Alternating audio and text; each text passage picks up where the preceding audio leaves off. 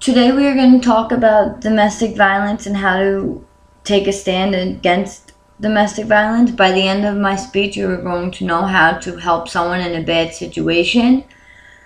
We will talk about signs of domestic violence and how to help a victim of physical, emotional, and psychological domestic violence. In 2012, I started a relationship with my ex, and we went through a lot of domestic violence between him hitting and punching and slapping and pulling my hair.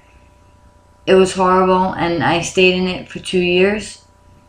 His family helped with the psychological, telling me what I can do, what I can't do, who I can see, who I can't see. They alienated me from my family and my friends. Domestic violence is abuse from your significant other in forms of physical, emotional, and psychological, and many more. And a lot of victims most victims in fact, do not report the incidents. That comes from the Domestic Violence Statistics and Facts 2014 article. We are going to learn about the signs of physical, emotional, psychological abuse and how to help someone. The first type of abuse we're going to talk about is physical and how to take a stand. Physical abuse is hitting, biting, slapping, burning, choking, and the signs are excessive makeup wearing to hide the bruise, marks around the neck, scratches, bruises, black eyes, and there's also, if they're wearing a turtleneck in the summer, who wears a turtleneck?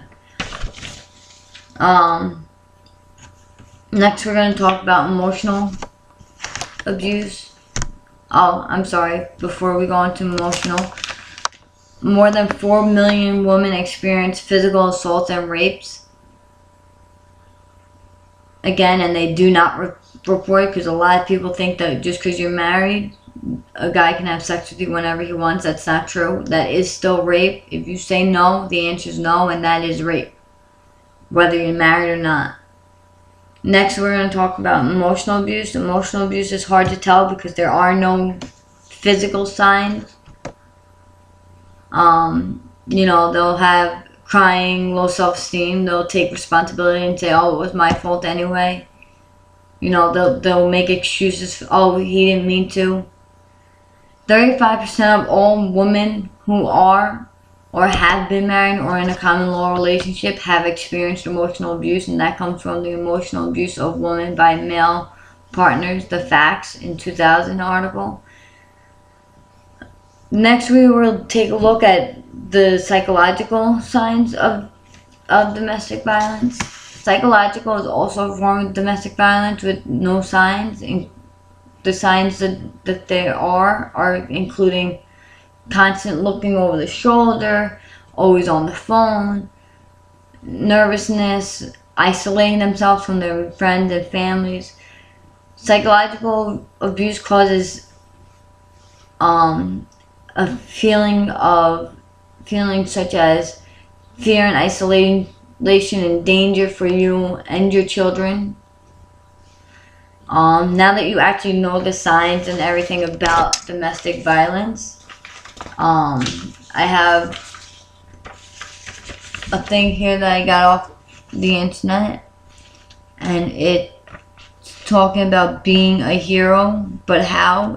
It answers your how and answers. You want to be aware, know the elements and signs, which is what I just told you about. So if you see someone with a black eye and you know that was from their boyfriend and or girlfriend, because let's all be honest, we females are not innocent. Although most of the time it is females that are being abused by their significant others. Very rarely is it men. You want to be supportive. You want to console them. You want to ask them directly, "Are you okay? Did something happen?" Tell them that they have options. There's shelters and hotlines. You could go to the police. And you want to make sure that they can create a safety plan to get out and obtain a restraining order. Once they're in a safe place, they can go down to the court and file for a restraining order. I know when I did, I had left out a lot of the abuse, so therefore I ended up having to drop it. If you don't remember all the abuse, just remember as best you can. Even if there's no witnesses or police reports, at least if it's in there, you can say it happened. At least they'll have it on record. Try to get a lawyer before you file so that they can file it and they'll make sure that everything is in there. It's time, you gotta take the time to be a hero and take a stand. Because now that you know the signs of domestic violence, if you see someone crying and, maybe they're saying something that my boyfriend had the right to hit me, how was I so stupid? Let them know that that is abuse. It may not be physical, but it is abuse. I got this also off the New York City Department of the Mayor's Office to Combat Domestic Violence. It's a brochure about domestic violence. So then you can maybe have a couple of these on hand and maybe it'll show you. They will not discriminate because of your race. And if you know someone that is a victim of domestic violence, let them know that there is help and it's never too late. And don't worry about what your race, your religion, your immigration status, they don't care. They want to make sure that you're safe. That's what the New York Police Department's for, and of course any other police department in the United States. Thank you for listening and have a great day.